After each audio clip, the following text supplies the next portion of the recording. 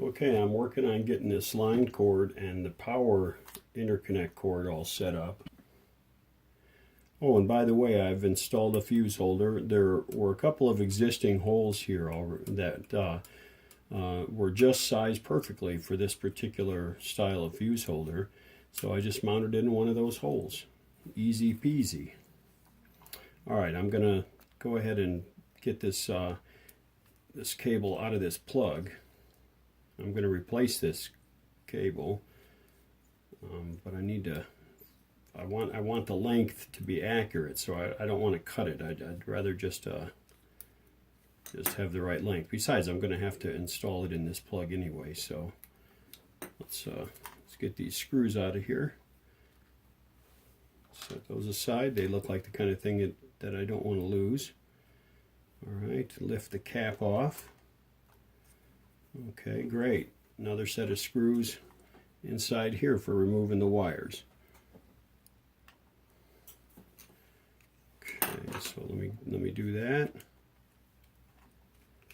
Hard to see, I know. The big fat hand is probably in the way. Loosen this screw.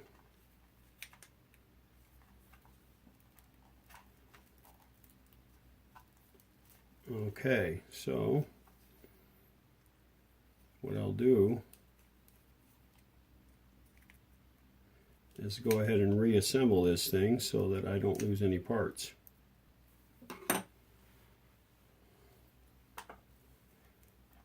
So this wire is knotted inside as like a strain relief. So I think I can survive by cutting off that much.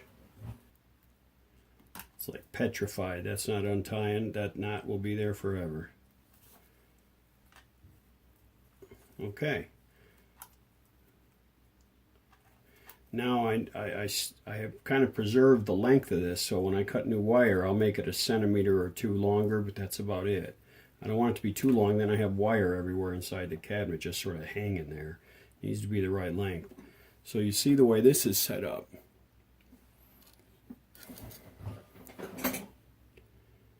What we have here is the part that the wire gets threaded into, or it gets screwed into. These are the terminals for the wires. All right. Those screws went through this side right here into the cap. The cap has a couple of brass inserts in it. The wire feeds in through the cap, and then you terminate the wire onto the base here, and you go ahead and assemble the cap and the base with the screws. And these are just some real fine machine screws. That's it. So I'll go ahead and reassemble this so I don't lose track of it. I got in the habit of reassembling quite a long time ago when I used to work on British cars.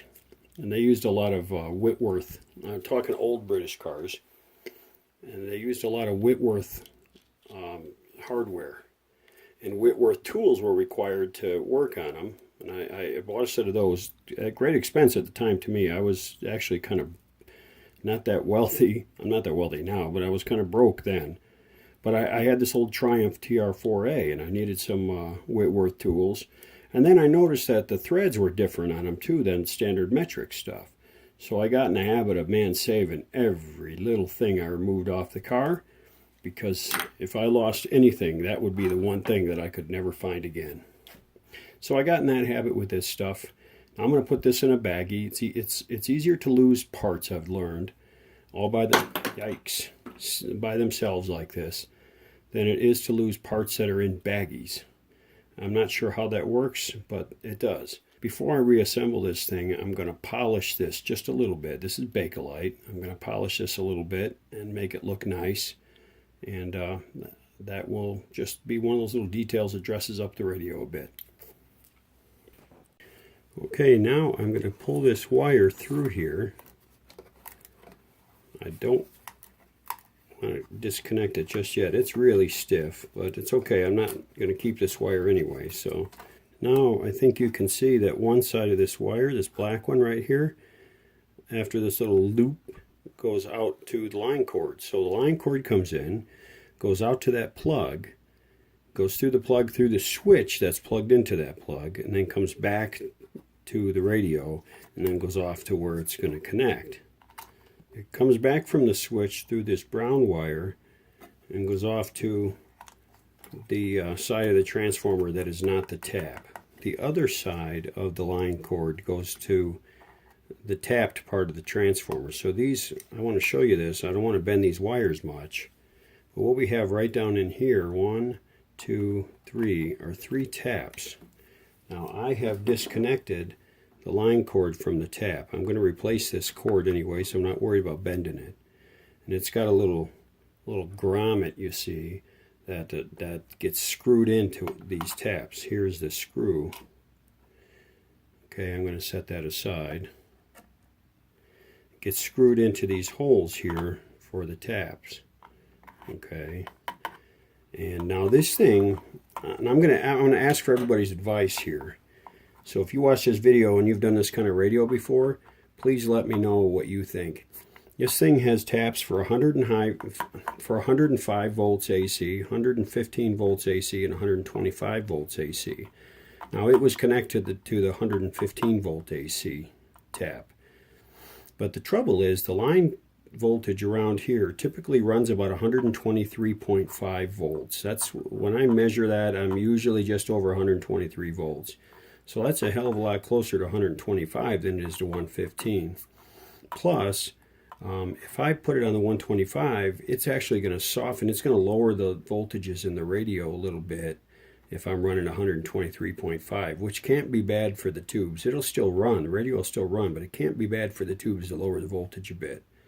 And I am going to put a thermistor in. That would drop the voltage a tiny, tiny, tiny bit. But that's not going to drop it enough to make it okay to put it on the 115. That's my thinking.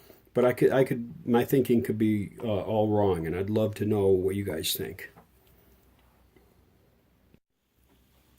Installing the sort of faux cloth-covered cord. This is basically just vinyl insulated lamp cord with like a synthetic cloth woven on the outside of it. Here's the problem with this kind of cord, is that this stuff here likes to come unraveled, and the more you try to cut it and trim it and all that, the more it unravels. It's kind of like the cloth insulation on this old wire. So what I'm going to do, what I always do, is find out basically where I'm going to want to strip back the cloth insulation, and I put a piece of shrink tubing over it, shrink it down, and that'll keep it from unraveling. Now I have to be careful not to get it too hot because I don't want to melt this stuff. So I'll usually just heat the center part of the shrink tubing, and I'll leave the ends alone so I don't get this hot and this hot. So let me do that real quick.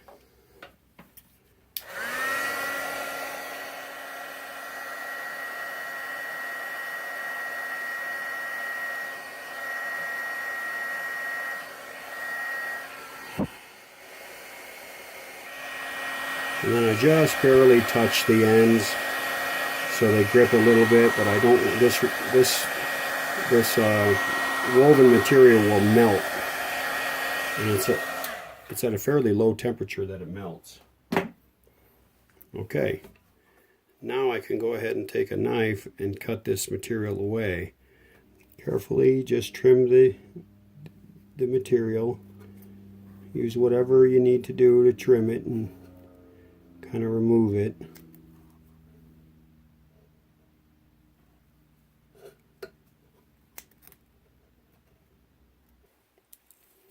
It will still annoy the crap out of me if this stuff is fraying as I'm working with it, even if it's just this little bit. So I'll sometimes touch it with a little bit of lacquer. You don't want to do this where it's going to be visible because it isn't pretty, but it will prevent this from fraying a lot. Looks like my little brush is coming apart.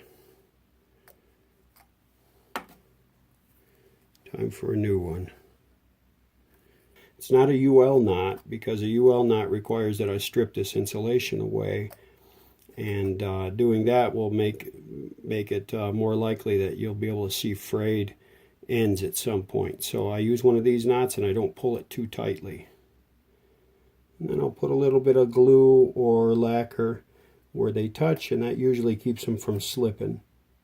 I should mention that I did put a grommet here to protect the wire from the steel of the chassis. You should always put a grommet. Whenever you have a wire penetration, always use a grommet or some sort of device that prevents the wire from rubbing on the sharp from the thin chassis material, so that it doesn't cut through the insulation over time. As you can see, I've installed the plug for the switch back on the radio using this simulated old line cord. And I think I mentioned earlier, I've also installed a vintage looking plug. Got that all hooked up.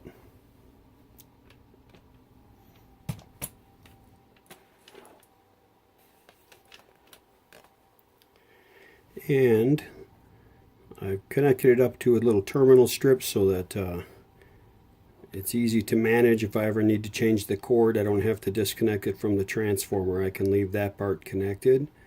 I like to do that because I like to fool with the transformers as little as possible. So I mounted a couple of terminal strips to do that. Here you see the fuse all hooked up.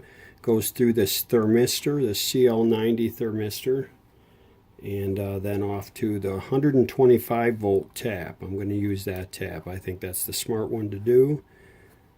So basically all I really need to do is put the speaker back on this chassis, and it's pretty well ready to go. It's time to set the speaker assembly back onto the power unit chassis. I'll take care of this umbilical after I do that. So I've got these 4 wires that have to feed through.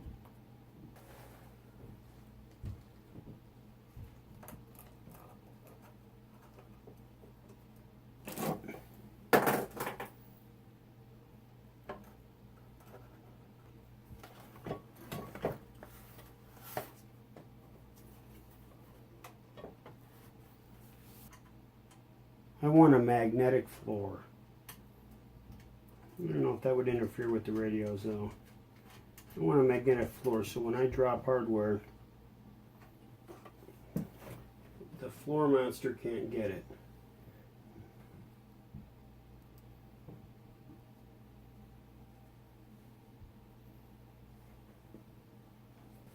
Alright, I should be able to turn this over now.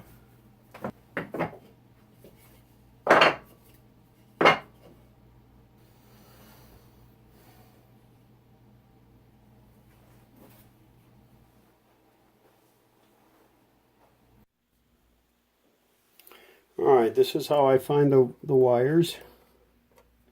1, 2, 3, 4, 5. Okay, all 5 got through. So 1 and 2 are the 2 field coil wires.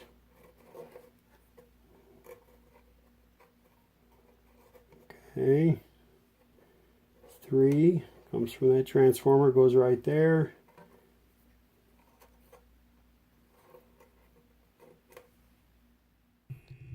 Well guys, there was copious amounts of cussing right about now because one of those 5 wires fell back down into the hole, and there was no dang way I was getting it out of there without removing the speaker. So I've edited out the whole process of taking this speaker back off and retrieving the wire and putting it all back together. Actually, what I wound up doing was putting new wires on there so they didn't fall off again. So, pardon my language here. It's from my old steel mill days. Well, that's much better. I'll go ahead and try putting this speaker back on the power unit chassis. What I basically did was install new wires on those terminals for the 3 on the right, the yellow, the green, and the blue. What's the problem? And then these field coil wires, I just sleeved them all the way down to where they enter the can where the field coil is. How can it resonate so far off? Let's get her installed.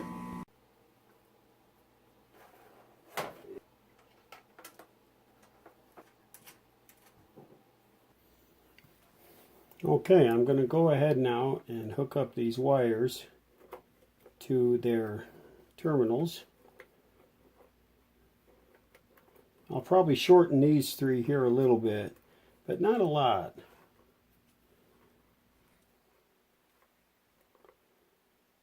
I'll do stuff like that, and if I get buzz or something out of it, well then I'll shorten them later. The reason is they're really hard to work with when they're short. They're easier to feed through when they're long. If I have to take this off again, or the poor guy next time that has to, then he will be able to, or she.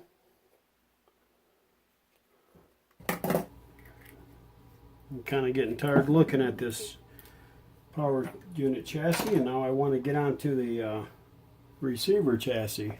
I spent all morning with Jim Linden's videos on YouTube. And if you haven't seen Jim's stuff, he's really good. He's fun to watch. And like he says himself, he doesn't do a lot of editing, so you get to watch the entire process. And he goes into a great deal of detail. But the thing I like most about Jim is his sense of humor. He's Canadian, and he has a great sense of humor. It just makes me laugh. He just makes me laugh. And even cooler, Jim likes cats, so anybody that likes cats is all right with me.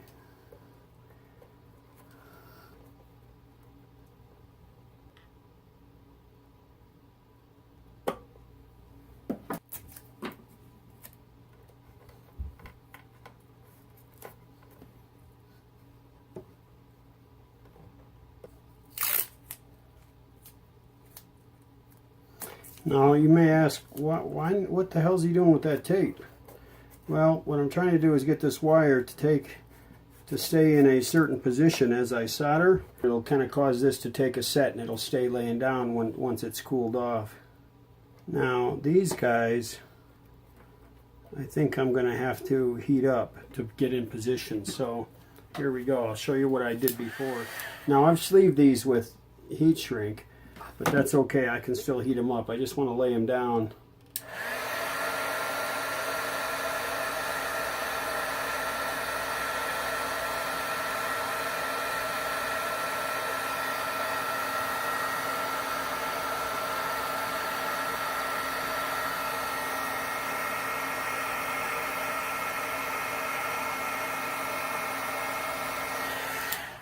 You don't want to overdo it,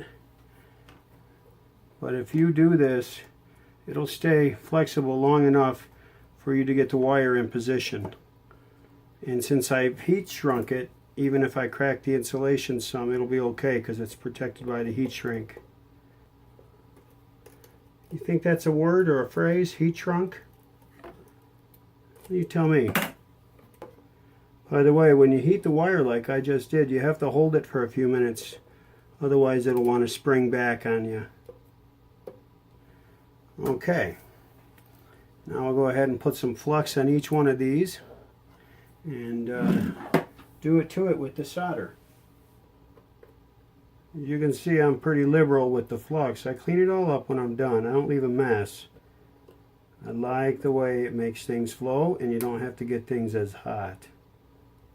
Make sure you heat the wire and the terminal. Otherwise, all you're doing is getting a layer of solders, and you're not getting a good bond. These old wires will be a little bit tougher to solder because they'll have corrosion on them. That's why I put a little extra flux on them. See, it's not flowing as well in these.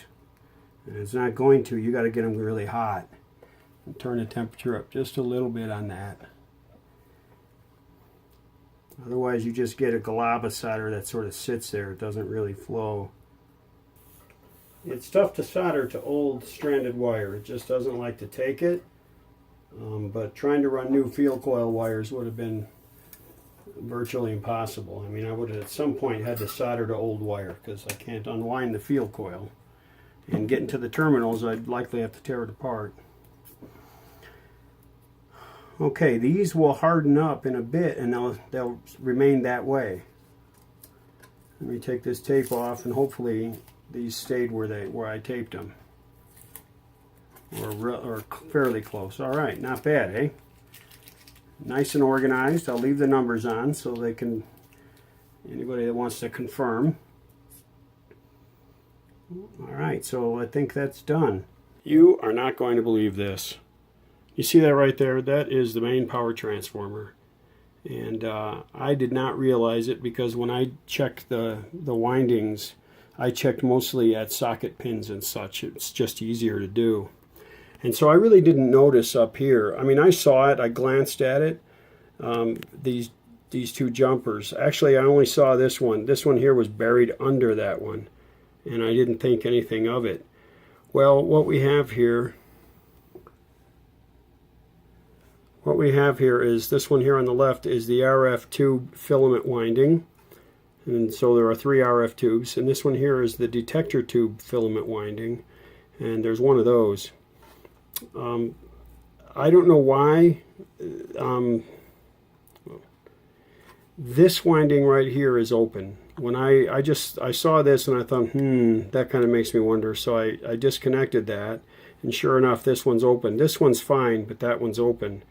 So they jumpered from this one to this one. It might work fine, but I kind of doubt it.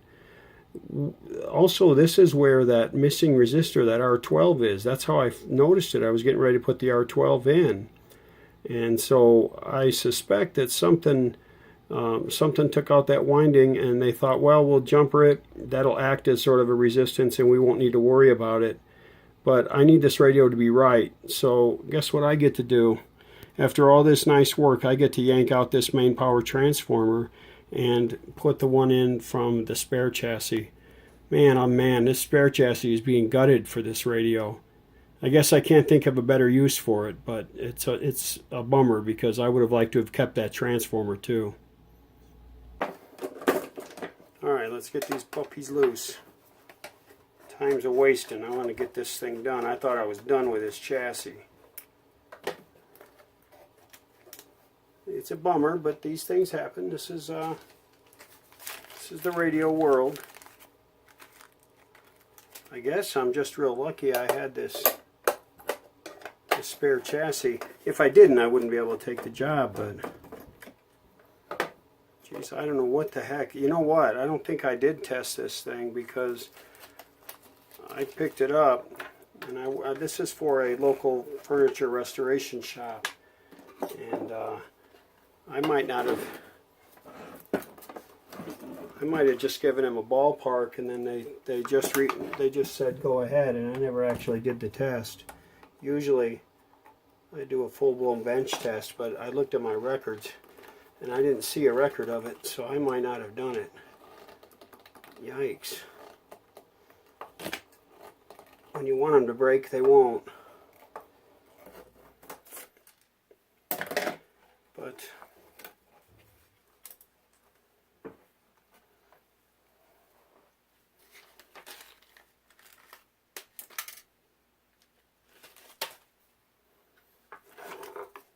okay. Hell, this chassis is getting lighter and lighter. So let me do some testing here. Turn it upside down so you can read it. Test DC resistance of everything on this transformer. First, let's look across the entire primary. That goes all the way to the 125 volt tap. That's this right here. Oh shit.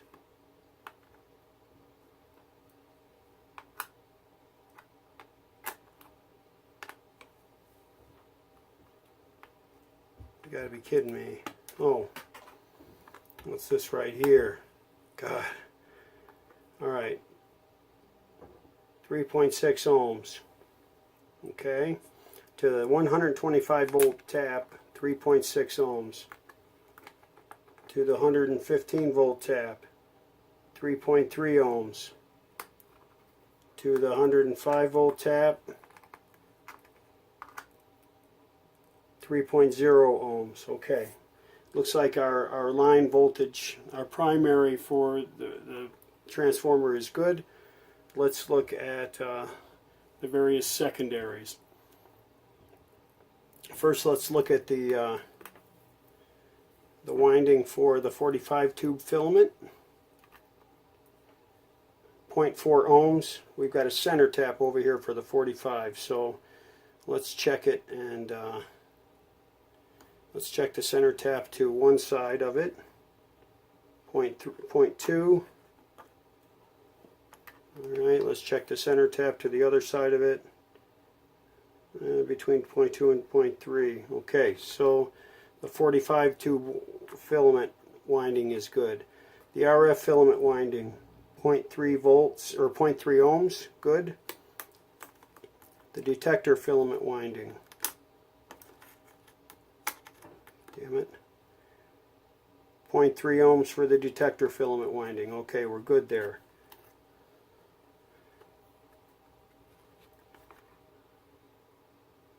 Let's check the high voltage winding. Now that'll have a center tap too.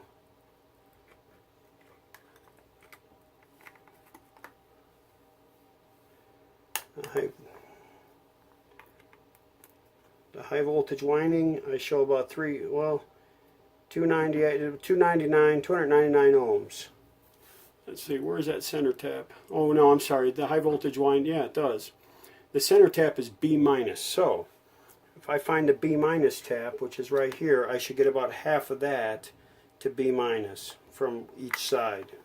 So that should be about 150 each side. 146.5. Okay, so good. We're good there.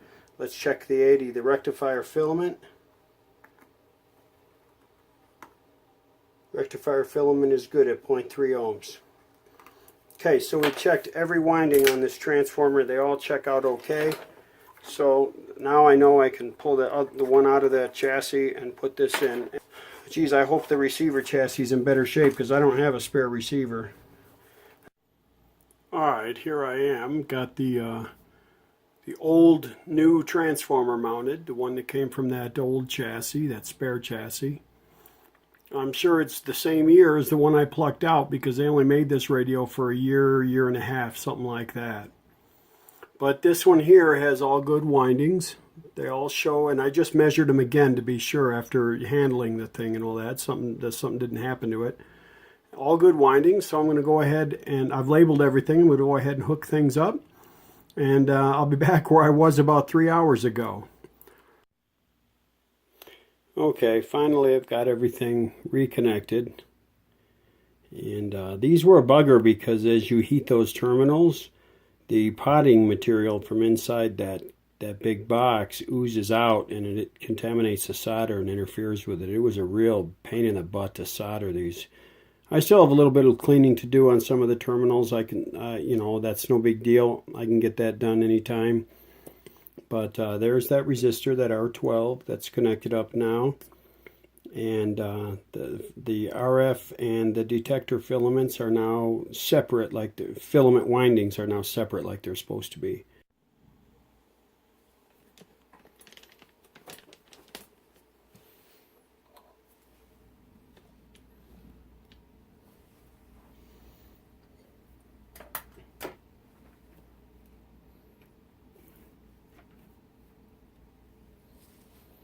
Okay, in order to construct a new umbilical cable, I need to connect one end of it to these terminals here, which means I need to remove what's there. I've marked these, so on this radio, on this Edison, this upper left one is the ground connection. That connects the chassis ground from the receiver chassis to the ground of this chassis. B plus is connected to this middle one on the left. And what they call the plate is connected here, and this is actually the plate for the audio driver tube, the number 27 that sits on that chassis. This is the plate voltage for that one, or the plate current for that one. Also, the upper right, these two terminals here are for the RF tubes, their filaments. And then the lower right for the detector tube, its filaments are right here. So that's all there is to it. Nothing hard at all. So let me go ahead and remove the solder for these, and we'll get those things taken care of. Sometimes you have to use less solder wick. if you just pull the wire without removing the solder, it'll take a lot of solder with it.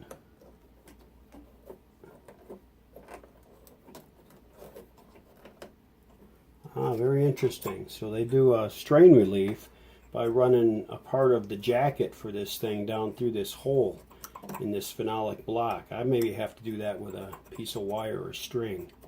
That's interesting.